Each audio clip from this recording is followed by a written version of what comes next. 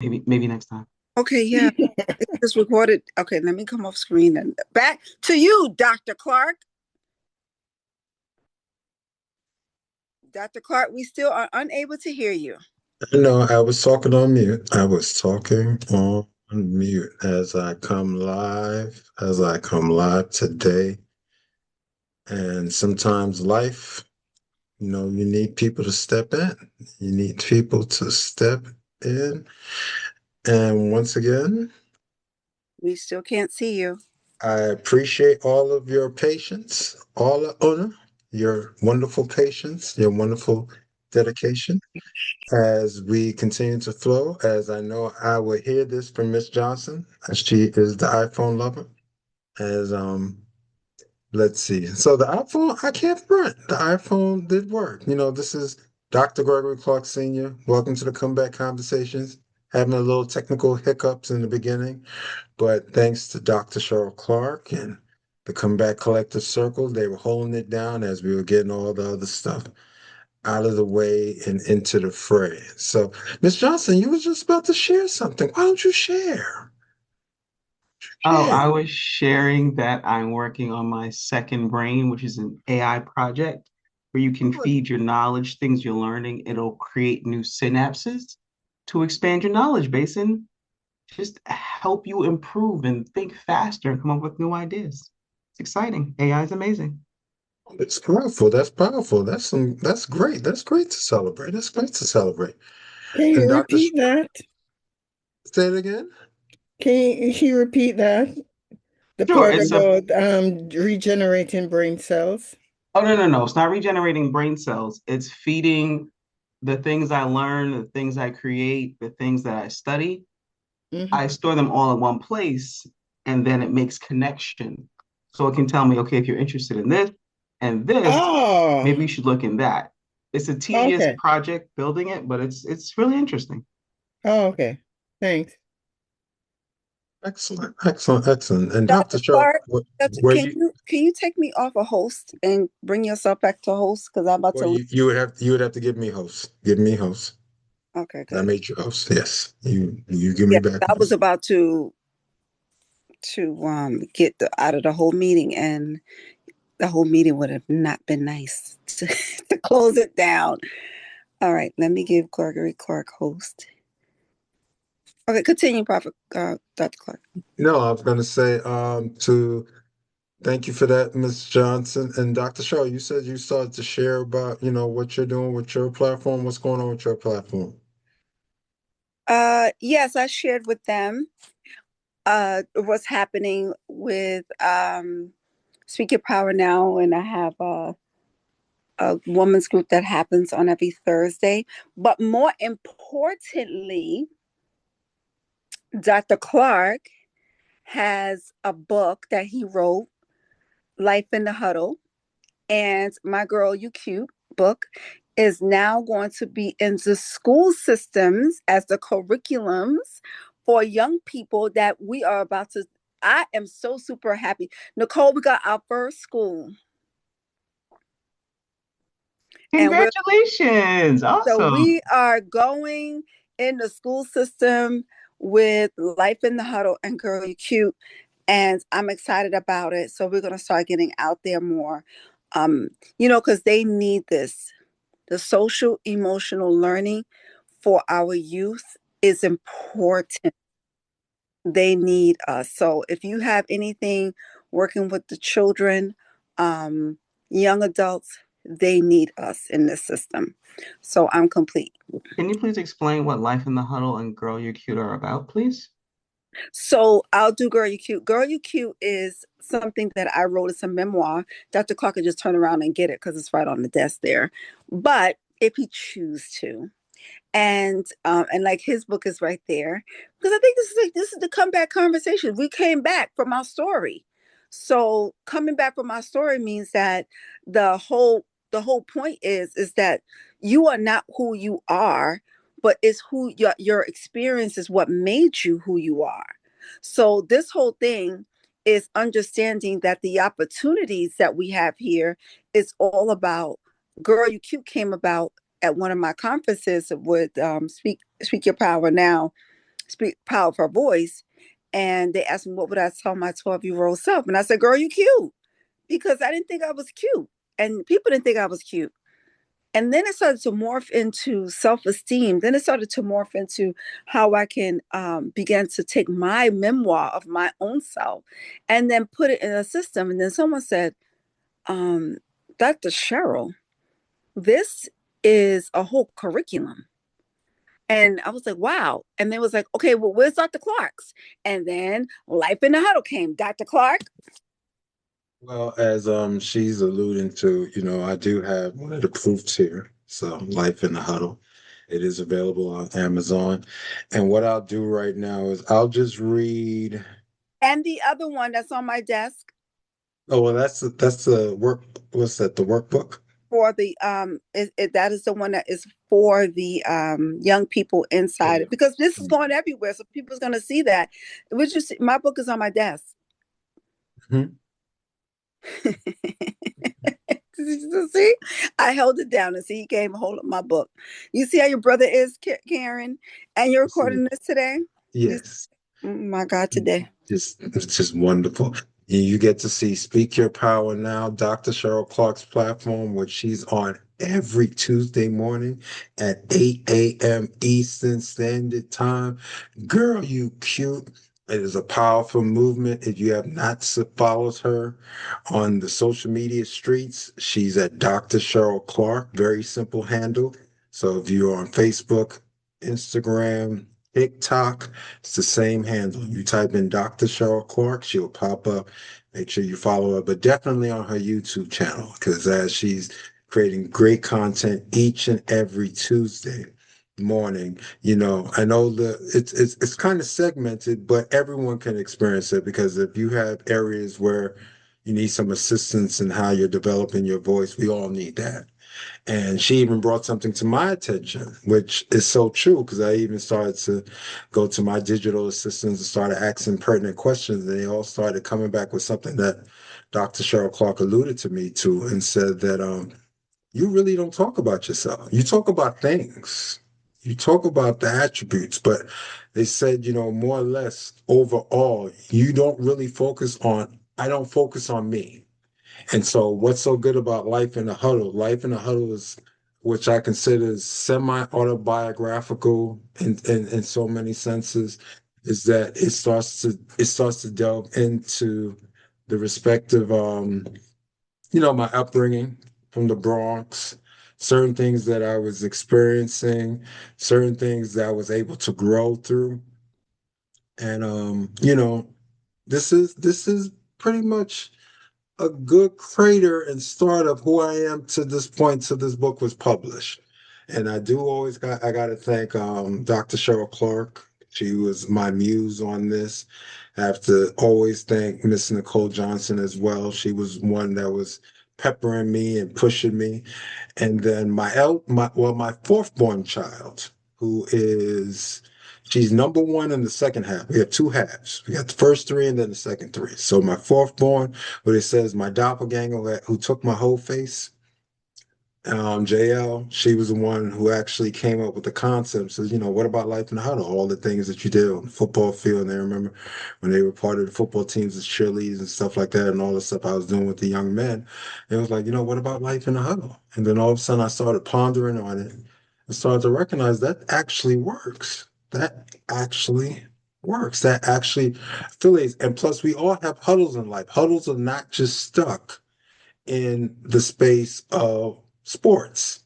We all have to huddle in life. Like this is a huddle. The Comeback Collective Circle is a huddle. We're huddling up together and we're having opportunities to be in conversation with other like minds so that we can all generate and move towards a particular goal.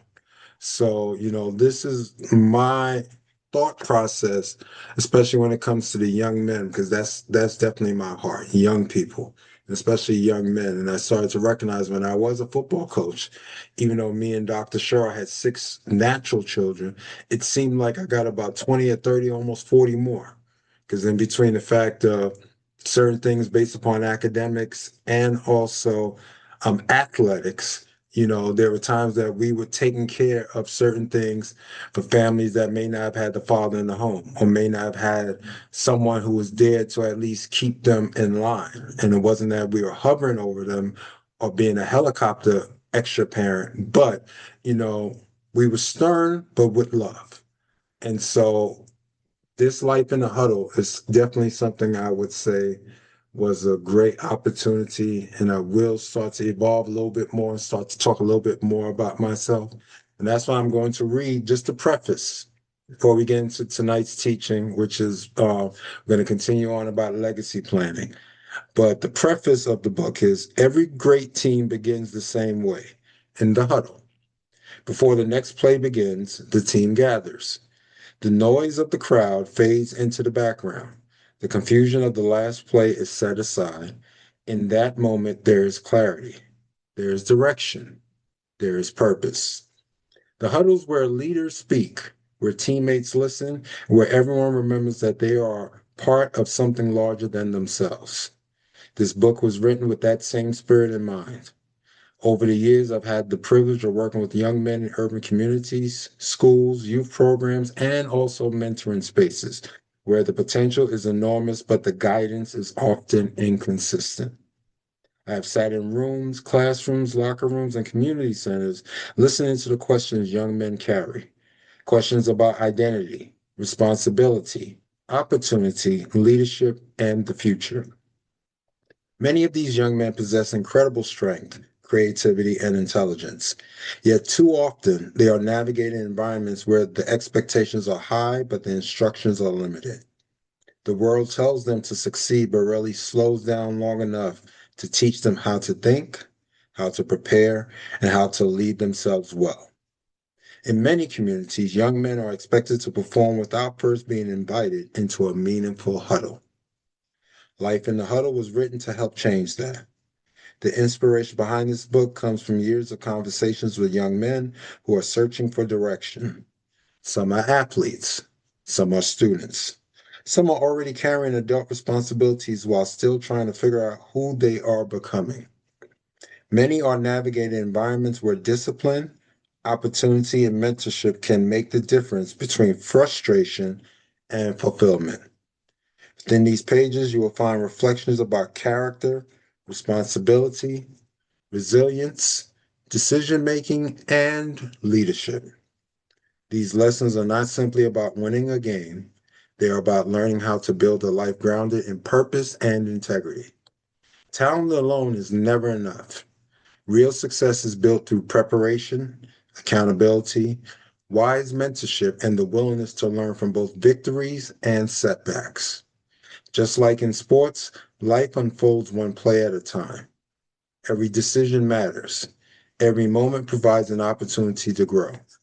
Every challenge offers a chance to develop strength and clarity.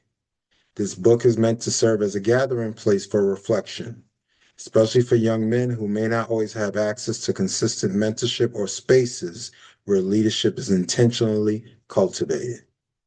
It is an invitation to pause, examine the way you think, and develop the mindset required to move forward with confidence and responsibility.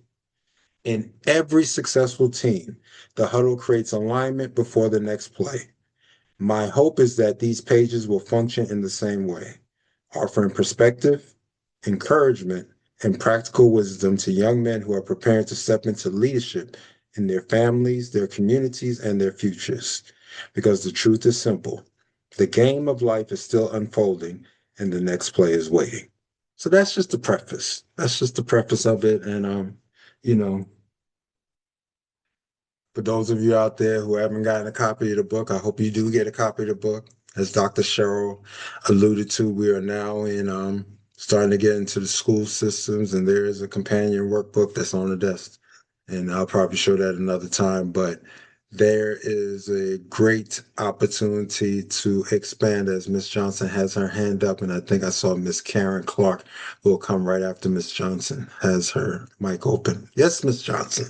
Not in the current climate, and since we're going into schools, how about we just make tonight about the huddle, life in the huddle, since that's what's really pressing. And based on what's going on outside in the world, we need life in the huddle. So how about we just make tonight about the huddle? So talk to me. What when you say things are pressing in the world, what is it that you're seeing that's necessarily pressing? Because I can entertain that. There's always a way to pivot. It's towards the end of the school. Well, speaking from New York, it's towards the end of the Mhm. school year, and the job prospects are not that great for younger people, as well as the funding that usually goes towards summer school activities has unfortunately been cut. So I just think it would be more helpful to speak about tools that we can give young people who may not have the most guidance. Maybe it's a neighbor's kid, maybe it's a kid you just see every day on the bus to give like a word of encouragement. Just an idea. Okay, okay. I like that. Miss Clark, I see your mic is open. Yeah, you mentioned the school system. Would that be DOE or private schools? Right now, we are, thanks to the industriousness of my wife, I believe we're looking to start in District 8 in the Bronx. So Oh, a specific school district. I'm in District 9. you're in District 9? Oh, my Yeah, old that was my old district in the Bronx when in the that South was Bronx. yes, I went to Mhm. PS 70 and then PS 22, Jordan Elmont, which I'm who know D75 though, yeah, once not where Janet. D75. oh, you're in D75. So you're like over there on the other side, like going towards like Southern Boulevard. No, I'm on Webster Avenue. Oh, they got a D75 school in Webster. Yeah, 469. We have 8 sites. Okay. Yeah. Okay. So I'm in one of the middle schools. Yeah, this would definitely help with I will be in D75 touch. schools. I will be in touch. I will be in touch, Karen. Okay. That's Yes. right. My husband Yes. will downplay. I will be in touch, Karen. Look, someone has to be the mouthpiece. I have no problem. Just like I'm starting to learn as I'm becoming much more experienced about myself. I'm recognizing there's certain things that I do have to speak more and more about. So I love the fact of us, doing a sort of pivot because we're still going to get into it's still part of the dynasty path, this type of conversation, because life in a huddle is still part of that because we don't really reach our youth or have those conversations that are relevant to make sure that the young men, because see, we can put all the onus so hard on our young ladies, and it's true, they need to lean in, they need to develop in their leadership skills. We shouldn't be looking at them because they're exhibiting certain things and to call them names that's out of pocket because they are standing in their authority. And even if I say that as a caveat, and yes, I'm going to come to you, Dr. Cheryl, as a caveat, sometimes we have to remember there is a feminine aspect of God that sometimes we sometimes attempt to minimize, or if we're not aware, we could be minimizing and not recognize they're meant to be in concert with each other. It's not just one is domineering over the other because they're both they're aspects of God. And so the reason why, like how Cheryl has Girl You Cute and I have Life in the Huddle, they're aspects that work together. It's not one is above the other or this one is no, no, no. They all have their niche, but they actually work together in concert. So Dr. Cheryl, you had your hand up. Yeah, to profit to Nicole's point, I think it's important for us to look at because I don't know if you do know, and to your whatever you're going to be sharing, what we're talking about as we're doing this pivot. The New York City schools lost Nicole. I don't know that number. They talked about it today. I saw it pop up. 100 was it $153,000 But 153,000. You got to think about it. per And school district in that area? So I I'm mean that has to be probably per school because 153,000. not sure. When you think about the budget for DOE yearly, the yearly budget, I won't be the only one So pulling let up me let today. me go look. Let me go look. Let me go look. Yeah, Miss Let's Miss Johnson, pull up what is the yearly budget, and you'll see how many billions of dollars that DOE gets. And most of it comes from New York State. But just pull up what is the yearly budget for the New York City Department of Education.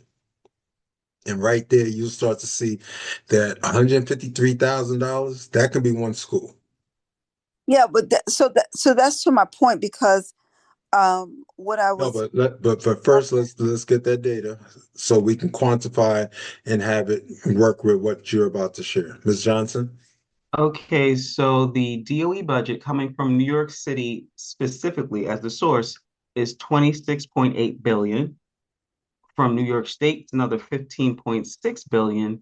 And from the federal government, it's $2.1 billion. Right. Uh, yeah, because it's a total of 44 billion for this year, for this fiscal school year. Mhm. Yeah, so I stand corrected. It said New York City schools are still receiving a very large overall budget. Mhm. Mhm. Individual schools are still facing the pressure to freeze, staffing concerns, Yes. and enrollment. Oh yes, that's what it was. It was a reduction in enrollment, and so I stand corrected. Thank you so much.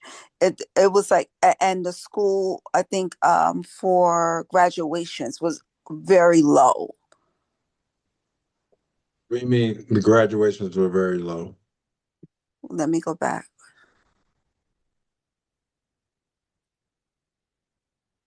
But this is very important. This is great because now, as we start to share certain respective data, we start to understand how Mhm. certain things in the greater scheme. Here we Because go. like we could say 153,000 and be like, that's a lot of money. But then when we start to look at it in the Hmm. realm of 44 billion, then Hmm. we start to see like, wait a minute, okay, that's not even we're not even talking about a percent. Yeah, thank you so much for that, Dr. Clark, for having me get the right data because they were also talking about the graduation rates in New York City schools dropped noticeably this year, and it became a major concern in education conversations. The biggest headline, which I saw, was that New York City graduation rate fell 83.3% to 81.2% of the class of 2025. Officials said that the largest year overall drop more than 20 years. Go ahead, Nicole. I'm sorry. Oh, no, no. I believe the data, roughly 464 million in federal grants from the Department of Education was withheld from New York State Does they say why? No, it's Trumpism. because we It's have Trumpism. a He cut the different DO, president. he cut the Department of Education. Yeah. And just like one of the things that we were looking at when he did come back into office and started doing the cuts at the Department of Education at the federal level, what to me was one of the most wicked things was the people, with me being a former special education teacher, you're cutting the funding to children who needed services. These are the Yeah. people with the IEPs. These are the people Mhm. who needed all of the respect. That funding wasn't going somewhere and just being wasted. No, those are the times when you saw the occupational therapists come in and had to pull some of your kids out. Now, as a teacher, that did affect you as well because now that particular child or children may not be getting that necessary instruction, and then you would have to double back to make sure that that they were aware. But you had your physical therapist, occupational therapist. Sometimes depending upon Speech. their level of need, they can be pulled out, for counseling services. And it's like, wait a minute, this isn't their IEP. So you can't sit there and be upset where, the specialist comes over and says, oh yeah, Mr. Clarke, I'm here Tuesdays and Thursdays and I'm taking like 3 or 4 of your kids out of your classroom for maybe a period or two. And it's like, and then you recognize some of the pressure that happens on the teachers, and then what's happening now, even worse, and this is not just a New York City thing, but this is a countrywide thing. You have teachers who are leaving the profession in droves because they don't feel like they're getting the necessary support. So Mm. eventually, this also harms the child. Because if you have decent individuals who are willing to go into a profession that you're not really going to get rich from, you're not going to get rich being a teacher. Now, you may can end up with a good salary, but that's not a position that you're going to sit there and says, oh, I'm going to sit here and I'm going to be comfortable and be able to be on IG. No, that's a calling. To be in the classroom, and even some of the things that myself and Dr. Cheryl are willing to go back into some of these schools, this has to be a calling. because you're dealing with individuals who are not necessarily our own. When you're into mentoring or mentorship, you're recognizing you're willing to pour into those that are not necessarily your own. And that starts to expand a community possibility. And so I know while we were getting everything set up today, and I heard Mr. Sampson via Dr. Cheryl Clarke's phone, talking about the legacy chat. And that's part of the reason why even the legacy chat is needed. Because, there are times that there's stories or things that are impacting or can add value to our community that sometimes we don't talk about. And that's why, even though we're taking a pause from the legacy plan and we'll pick it up next week, but when we think about all of this works in concert with each other. So when we hear the federal government is deciding to, you know, do something that's very targeted, which they did, they targeted Black women in the federal workforce.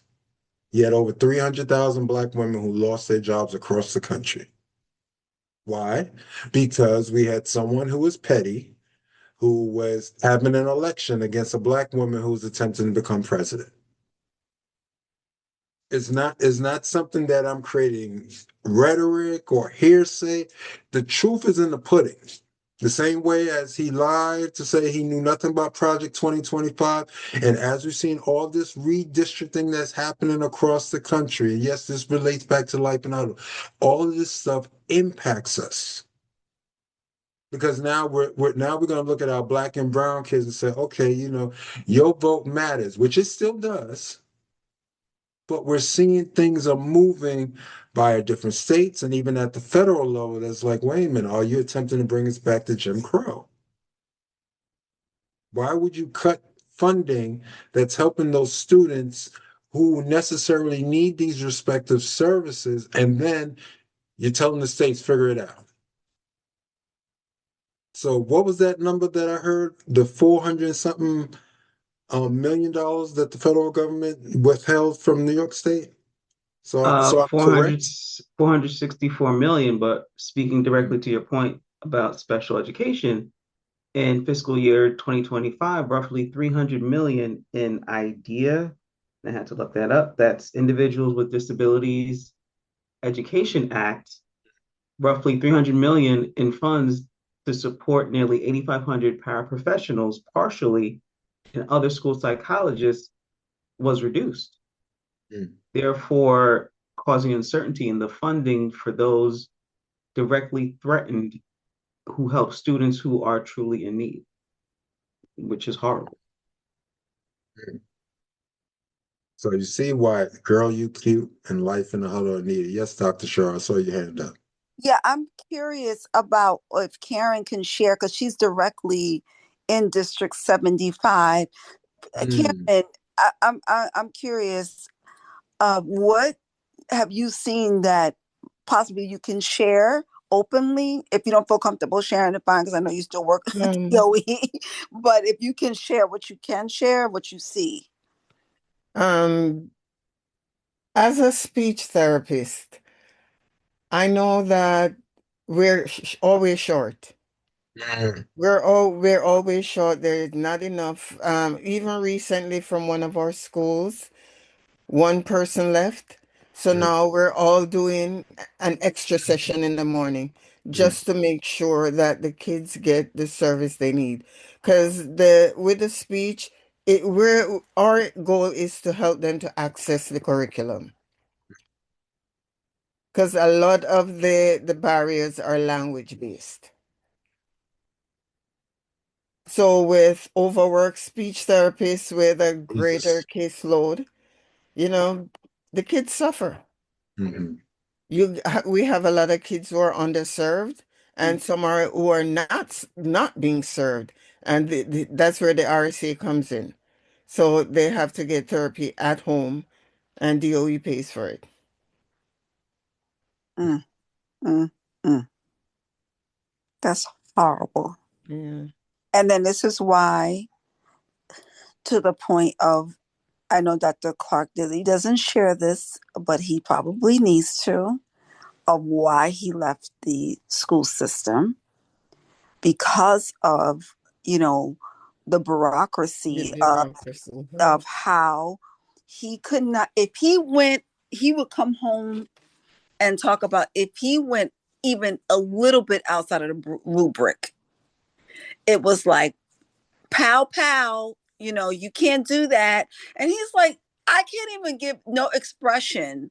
Like, we couldn't even, like, even if the children would learn differently, we can't even do that because of the simple fact, because of the bureaucracy that's there.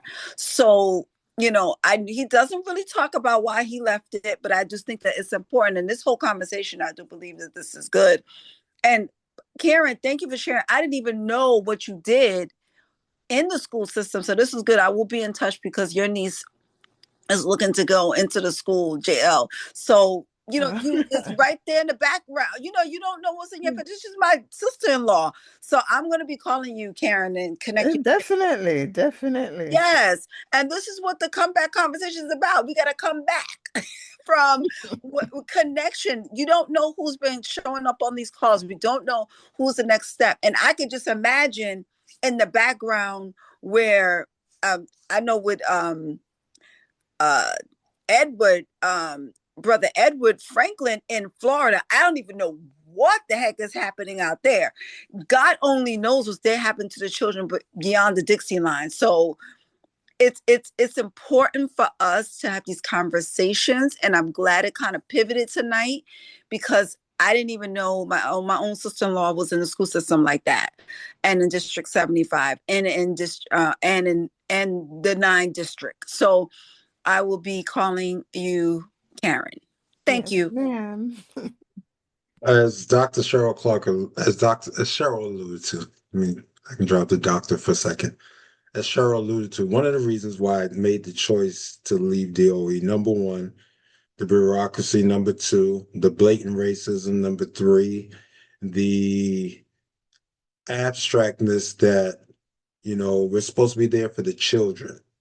And if you're gonna put someone in an environment where, as a special ed teacher, knowing that we're dealing with a various amount of things, from those that can be considered cognitive to those that can be considered emotional, and me being the stature that I am, or even as I was in the classroom, I got certain things done. My classroom management skills was never the issue. The issue was always about, wait a minute, why are you taking the curriculum and you kind of tweaking it? Because it needs to be tweaked. Number one, it's boring. Number two, if you're attempting to get children involved and enthralled in learning, especially in the mindset of recognizing that maybe they may not be getting some of the necessary help at home, that's not making parents wrong, it's just dealing with the reality of the situation. And I can just remember where I remember my wife kept asking me, says, you're not fighting to hold on to your job. I was like, no, no, I was mentally checked out. And that's what you hear a lot of the teachers who are stepping away, even teachers who have tenure, and some of the teachers who were there for 20, 30 years, and they're saying, you know what, I'm just walking away. It's not because the children are bad children, but it's like the circumstances, it created a tsunami, which is still happening to this very second, where people's like, wait a minute, I'm not going to get support here. If the parents don't feel like they have to be involved, you're turning the schools into a daycare center. Then we're talking about, they feel like, I'm coming to you, Mr. Sampson. Some spaces and stages, it becomes like a paramilitary zone, with the whole thing with the metal detectors, and not even metal detectors in elementary school. It's bad enough you understood, like maybe middle school, high school, kids may try to sneak certain, but now when you get to the point where you have certain elementary schools, and depending upon the neighborhoods, like, wait a minute, you got to walk